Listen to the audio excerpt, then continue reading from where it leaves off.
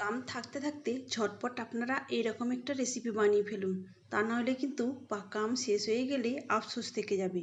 রেসিপিটা দেখতে যেমন সুন্দর হয়েছে, খেতেও দারুণ টেস্টি।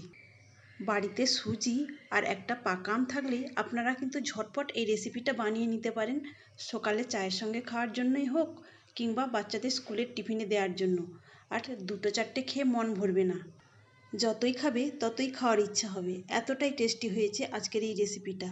আজকে আমি কিভাবে এই রেসিপিটা বানিয়ে নিলাম, আপনারা ভিডিওটা প্রথম থেকে শেষ পর্যন্ত দেখতে থাকুন। নমস্কার বন্ধুরা, সর্বাণী রান্নাঘরে আবারও চলে এসেছি নতুন একটা রেসিপি নিয়ে। আর আজকে রেসিপির জন্য এখানে নিয়েছি আমি 1 বাটি সুজি আর নিয়েছি একটা পাকা আম। আজকে আমি এই 1 বাটি সুজির সঙ্গে পাকা আম দিয়ে ভীষণ সুস্বাদু একটা রেসিপি আপনাদের সঙ্গে শেয়ার করব।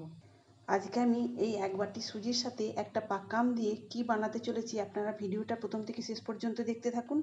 ভালো লাগলে একটা লাইক দেবেন, সেই সঙ্গে যদি নতুন বন্ধুরা এসে থাকেন অবশ্যই আমার চ্যানেলটিকে সাবস্ক্রাইব করে আমার পাশে থাকার অনুরোধ রইল। তো প্রথমে 1 বাটি সুজিকে মিক্সিং জারের মধ্যে দিয়ে এটাকে মিহি করে গুঁড়ো করে নিতে হবে। তো এখানে আমি মিক্সিং জারের মধ্যে 1 বাটি সুজি দিয়ে দিয়েছি। এখন দিয়ে দেবো আমি 2 চামচ চিনি। আর দেওয়ার জন্য নিয়েছি একটা ছোট এলাচ। এলাচটাকে আমি মুখ ফাটিয়ে এই মিক্সিং জারের মধ্যে দিয়ে দেবো। এখন সব কিছু আমি মিহি করে গুঁড়ো করে নিয়ে আসছি। এখানে দেখুন বন্ধুরা, চিনি সুজিটাকে আমি এইভাবে গুঁড়ো করে নিয়েছি। এখন এই গুঁড়ো করা চিনি আর সুজিটাকে একটা মিক্সিং বোলের মধ্যে ঢেলে নিতে হবে।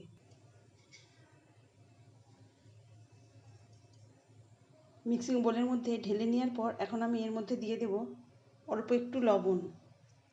লবণটা দিয়ে শুকনো অবস্থায় আমি একটু মিশিয়ে নেব। এখন আমি দেওয়ার জন্য নিয়েছি 1 বাটি দুধ। আমি যে বাটি মেপে সুজি নিয়েছিলাম সেই বাটির মাপে 1 বাটি দুধ নিয়েছি। আর এই দুধটা আগে থেকে জাল করে নেওয়া, এখন ঠান্ডা করে নিয়েছি। এখন দুধের সঙ্গে এই সুজিটাকে ভালো করে মিশিয়ে নিতে হবে।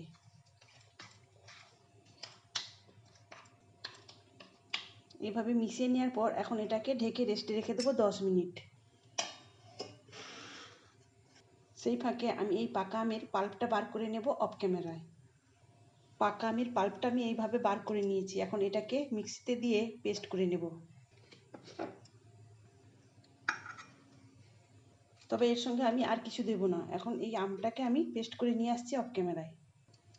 আমের পাল্পটাও আমি এইভাবে মসৃণ করে একদম পেস্ট করে নিয়েছি। তবে এই রেসিপিটার জন্য আম নিতে হবে মিষ্টি দেখে আম। আর যদি কালার ভালো হয় তো ভালোই হলো, তাহলে আলাদা করে কোনো ফ্রুটস কালার ব্যবহার করতে হবে না।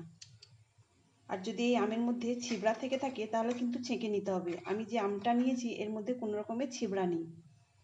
এদিকে 10 মিনিট হয়ে গেছে আর দেখুন সুজিটা অনেকটাই দুধ টেনে নিয়েছে, টেনে নিয়ে অনেকটাই ঘন হয়ে গেছে। তো এখন এই সুজিটাকে খুব ভালো করে ফেটিয়ে নিতে হবে। তবে তার আগে আমি এর মধ্যে দিয়ে দেবো 1 চামচ আটা। তবে আপনারা চাইলে ময়দাও দিতে পারেন।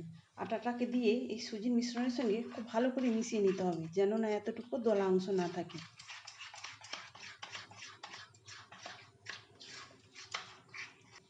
আর আম যদি টক হয় তাহলে কিন্তু চিনির পরিমাণটা বাড়িয়ে দিতে হবে।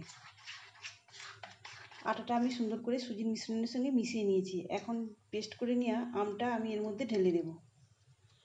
এখন আমের পাল্পটা এই সুজির মিশ্রণের সঙ্গে খুব সুন্দর করে মিশিয়ে নিতে হবে। আর দেখুন এখানে আমের পাল্পটা দেওয়ার পর এই মিশ্রণটা কত সুন্দর একটা কালারও এসেছে। এখানে আমি কিন্তু কোনো রকমের ফ্রুটস কালার ব্যবহার করিনি, আমের কালারেই সুন্দর একটা কালার এসেছে। আমি আমের পাল্প সহ সব কিছু সুন্দর করে মিশিয়ে নিয়েছি। এখন আমি এর মধ্যে দিয়ে দেব 2 চামচ রিফাইন্ড তেল। তেলটা দিয়ে আবারও ভালো করে মিশিয়ে নিতে হবে।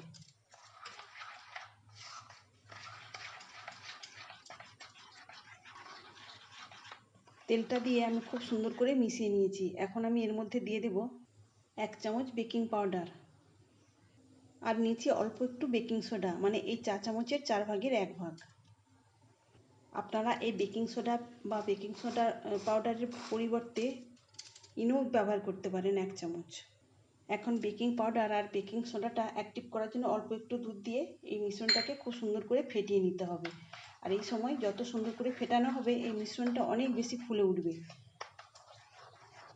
একটু সময় নিয়ে এই কাজটা করে নিতে হবে, তাহলে কিন্তু আমি যে রেসিপিটা বানাতে চলেছি সেগুলো অনেক নরম তুলতুলে হবে আর তখন খেতেও ভীষণ ভালো লাগবে। দেখুন কিছুক্ষণের মধ্যেই এটা কতটা ফুলে উঠেছে আর কতটা হালকা হয়ে গেছে। তবে এই বেকিং পাউডার এবং বেকিং সোডা মিশিয়ে নেওয়ার পর এটাকে আর রাখা যাবে না, সঙ্গে সঙ্গেই বানিয়ে নিতে হবে। দেখুন এটা ফুলে কতটা হালকা হয়ে গেছে।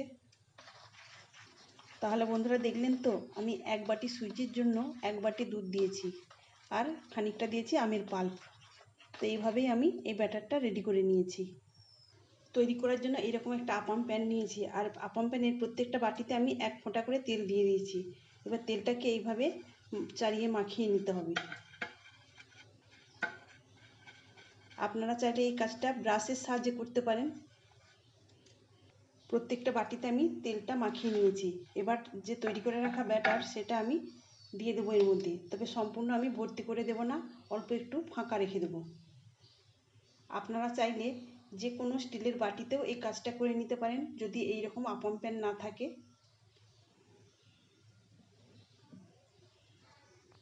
বিকালে হঠাৎ করে কিছু খাওয়ার ইচ্ছা হলে আপনারা কিন্তু এই রেসিপিটা বানিয়ে নিতে পারেন খুব সহজেই। তাছাড়া বাচ্চাদের স্কুলের টিফিনেও দিতে পারেন, এছাড়া চায়ের সঙ্গে খাওয়ার জন্যও আপনারা বানিয়ে নিতে পারেন। প্রত্যেকটা বাটিতে আমি ব্যাটার দিয়ে দিয়েছি আর এদিকে গ্যাস অন করে আমি আগে থেকে একটা তাওয়া বসিয়ে রেখে দিয়েছি আর তাওয়াটাকে আমি 5 মিনিট হাই ফ্লেমে গরম করে নিয়েছি। এখন ওই আপাম প্যানটা এই তাওয়ার উপরে বসিয়ে দেবো। আপাম প্যানটা বসিয়ে দিয়েছি, এখন এটাকে ঢেকে দিয়ে 5 মিনিট রেখে দেবো। গ্যাসের ফ্লেমটাকে লো টু মিডিয়ামে রাখবো। এখন আমি প্রায় 6 মিনিট ঢাকা চাপা দিয়ে রেখেছিলাম আর দেখুন এই 6 মিনিটে এগুলো ফুলে কতটা বড় বড় হয়েছে, বাটি ভর্তি হয়ে গেছে। এখন আমি হাত দিয়ে দেখব উপরটাতে শুকনো হয়েছে কিনা। তো দেখুন অল্প একটু লেগে যাচ্ছে, তাতে অসুবিধা নেই। আমি এখন একটা চামচ নিয়েছি, এই চামচের সাহায্যে আমি প্রত্যেকটা উল্টে দেব। তবে এই কাজটা সাবধানে করতে হবে, কেননা উপরের অংশটা এখনও একটু নরম রয়েছে। তো দেখুন কত সুন্দরভাবে উঠে গেছে, এগুলোকে আমি এইভাবে উল্টে দেব। তবে গ্যাসের উপরে সরাসরি আপাম প্যানটাও বসিয়ে রাখা যেত, তাহলে কিন্তু খুব তাড়াতাড়ি নিচের অংশটা পুড়ে যেত, তখন কিন্তু খেতে ভালো লাগতো না। তাহলে বন্ধুরা এই পাকা আম থাকতে থাকতে আপনারা অবশ্যই এভাবে একবার এই রেসিপিটা বানিয়ে দেখবেন আর কেমন হয়েছে আমাকে কমেন্ট করে জানাবেন। প্রত্যেকটা উল্টে দিয়েছি, আবার আমি ঢেকে দিয়ে 2 থেকে 3 মিনিট এইভাবে রেখে দেব। 2 মিনিট পরে ঢাকা চাপাটা খুলে নিয়েছি আর এখন আপাম প্যানটাকে নামিয়ে একটু ঠান্ডা করে নেব। আপনারা এইভাবে না বানিয়ে জলে ভাপ দিয়েও নিতে পারেন, তাহলেও কিন্তু খুব সুন্দর তৈরি হবে। ঠান্ডা করে নেওয়ার পর এগুলো সব আমি এইভাবে উল্টে নেব। দেখুন কত সুন্দরভাবে উঠে যাচ্ছে আর এগুলো কতটা নরম তুলতুলে হয়েছে আর খেতেও কিন্তু দারুণ টেস্টি হয়েছে। এইগুলো তুলে নেওয়ার পর বাকিগুলো একই রকমভাবে আমি তৈরি করে নেব। এখানে দেখুন বন্ধুরা, একটা পাকা আম আর 1 বাটি সুজি দিয়ে কতগুলো তৈরি হয়ে গেছে। তাহলে বন্ধুরা আজকের মতো আসি, সবাই ভালো থাকবেন, সুস্থ থাকবেন, ধন্যবাদ।